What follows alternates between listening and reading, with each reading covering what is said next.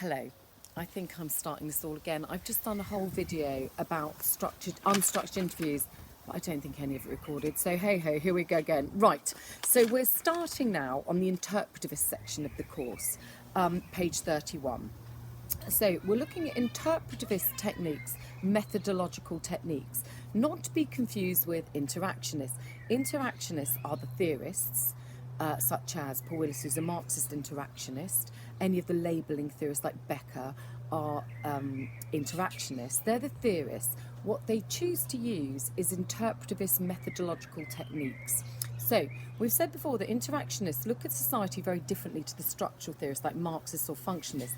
They look down on the institutions. So the institutions might be the economy, education, family. They're looking down on them and their impact in a very macro sense on the individuals at the bottom, the whole of society. It's macro technique. Interactionists use micro methods, micro techniques that look at society from the bottom up. So, for example, Paul Willis that I've just mentioned, instead of looking at the whole of the school system and its impact on individuals, tries to be less deterministic, to accept that individuals have more agency in their own future.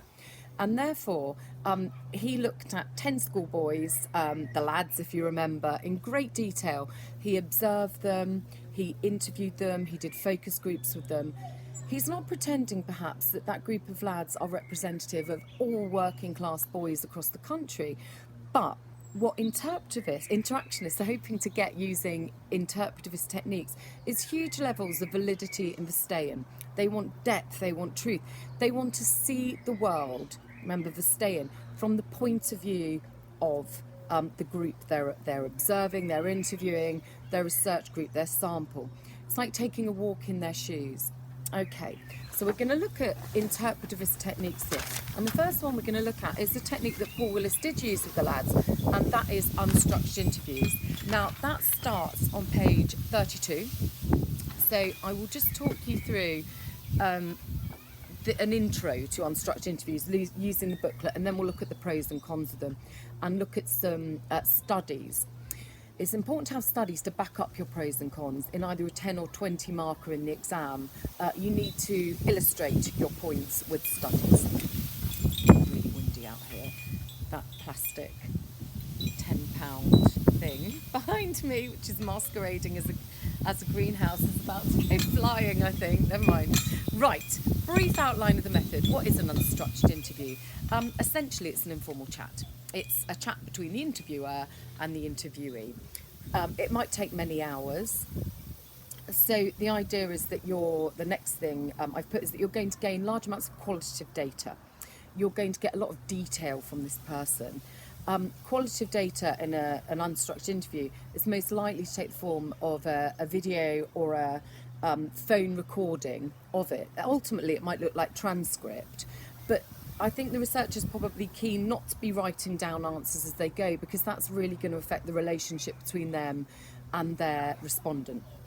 So normally it will be recorded and then sort of pulled apart in their own time. So the objective is to understand the respondent's point of view. As I said before, you want to be able to take an imaginary walk in your respondent's shoes. You want to understand their answers, their viewpoint of the world in really great detail. So you might lose reliability, you're not going to be able to spot any trends and patterns perhaps at all, but you are going to get large amounts of validity in Verstehen. So they're the kind of key words here. Always uses open-ended questions.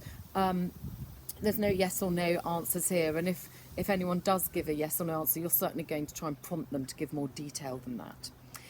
The research tries to build up rapport. This is so important, and we'll talk about it in a minute. That the whole idea is that this might last 3 hours, this interview, not this video, you'll be glad to know, but the interview might last up to 3 or 4 hours. The researcher is trying to build up a rapport, a really trusting relationship with that respondent, so that they'll get large amounts of validity in Verstehen from them, that they'll trust them to be honest and give them great detail in their answers.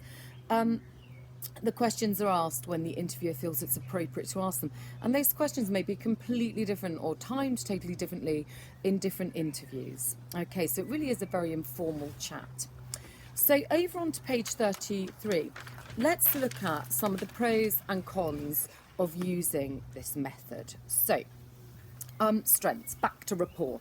If the researcher does build up that positive rapport with the interviewee, with the respondent, as I've just said, the idea is they're going to get high levels of validity. That's the next thing I've put. High levels of validity and stay-in. You're going to get detailed answers that give you a really honest, you hope, look at the world from that respondent's point of view. Okay, rather than a snapshot yes or no answer.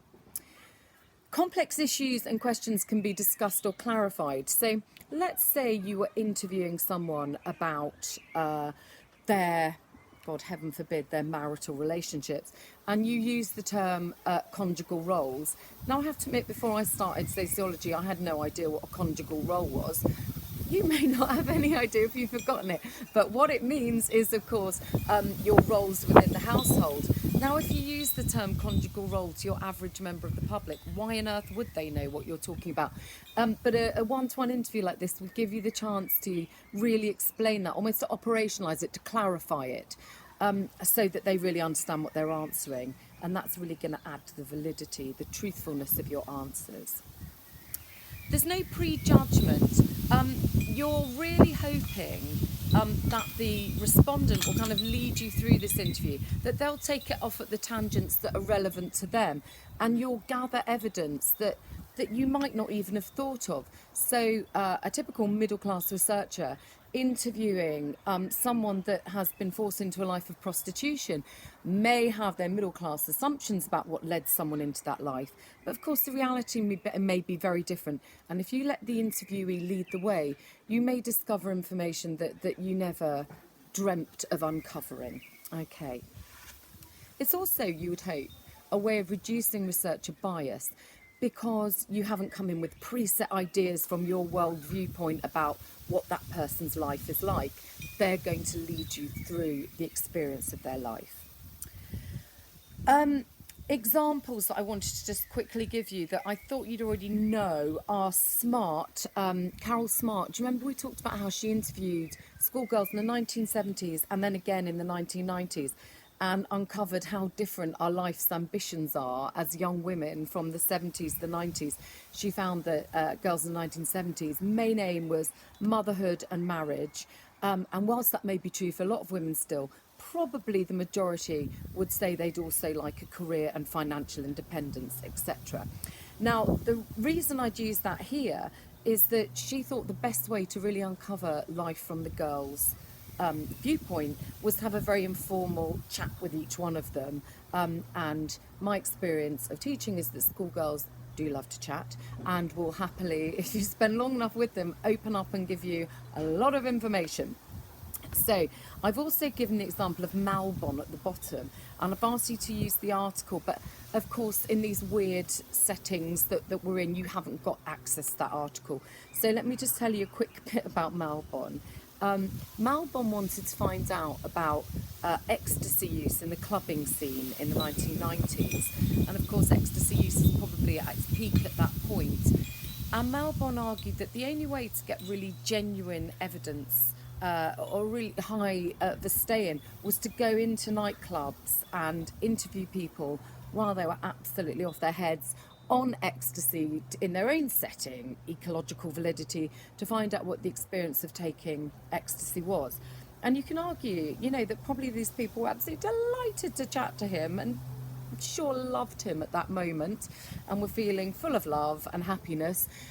But of course, the disadvantage was that, how many disadvantages? Ethically, should you interview people when they're off their head on drugs? Possibly not. Could you hear them in a nightclub? Someone on ecstasy is possibly quite unlikely to give you very truthful answers. They might be quite skewed from what's going on in their mental state at that moment. I'm about to be blown away. If that thing lands on my head, I'm not going to be happy. Okay, we'll come back to the work of Malbon when I see you again, but it is useful here, and you could probably look it up on the internet and find out a bit. Malbon and clubbing. Weaknesses of this research technique. Of course, building up rapport really depends on the skills of the researcher, the interviewer. So you'll know from meeting people in your life course, teachers, friends, that some people are brilliant at building up rapport and naturally warm, you can naturally open up to them. And other people, I'm just thinking of, I love all women, but there's one person I'm thinking of that I refer to as Frosty Knickers, who, God love her, not the warmest human I've ever met. I'm sure she loathes me too, but I wouldn't tell her even the simplest bit of information about my life. And I'm sure that some researchers are quite frosty as well. They're not good at building up rapport with their interviewee and therefore unlikely to get any real detail out of them. The interviewer, of course, may give out unconscious signals as well, just like with structured interviews. If I lean in and go, "Are you really enjoying this lesson?" I hope you'll all say yes. If I'm like, how boring are unstructured interviews? You might give a no. So body language, tone of voice, all of that stuff could give out unconscious signals or conscious signals, frankly. And of course, that will count as researcher bias. Also linked to that, and I haven't put it in the notes, is researcher effect. I know we've talked about this in class, but it's so relevant here. If you were being interviewed about cannabis use and the interviewer was a policeman, just the effect of who that researcher is, however lovely, giving and kind and soft and warm and snuggly they are, if that person's a policeman, you're unlikely to be that honest for very many reasons. So just the impact of who the researcher is. If they're very middle class and the person being interviewed sees middle class adults as like authoritarian figures that have never given them a fair go in life, they're probably not going to be honest either. I think I gave the example as well that if some of the boys in our groups went to interview women my age about their experiences of childbirth, now you know I tell you everything, but I think I'm an unusually oversharing human. Most people probably have the sense to keep stum at that point. However, if another woman my age that I related to started asking me about it, I'd blub everything. Okay, so just the characteristics of the researcher are important too. A theoretical problem with unstructured interviews is that they tend to lack reliability. They are not repeatable accurately. You might be asking a totally different set of questions every time, and therefore you are very unlikely to be able to spot any trends or patterns. They're not accurately repeatable or standardised. The depth of qualitative information may be difficult to analyse. You've got 5 amazingly in-depth interviews. Half of the stuff you've got is irrelevant anyway because they went off at crazy tangents. It's taken you hours to go through. And I'm afraid there may be a lot of scope for researcher bias yet again here. It's going to be hard not to cherry pick the bits of the interview that kind of suit your research. Okay. Ethically good or bad? I mean, ethically good in the sense that if someone's getting upset, you can stop the interview. Ethically bad in that you might be actually opening up some really painful issues to people who haven't got the confidence to tell you to stop the interview, and you may end up inadvertently causing harm and distress. Okay, lots to get through there. So if you could fill in the notes on that page and then use the notes that you took on pages 209, 213 from the textbook, that will be grand. And next lesson we'll talk about focus groups. All right, have fun. Bye bye.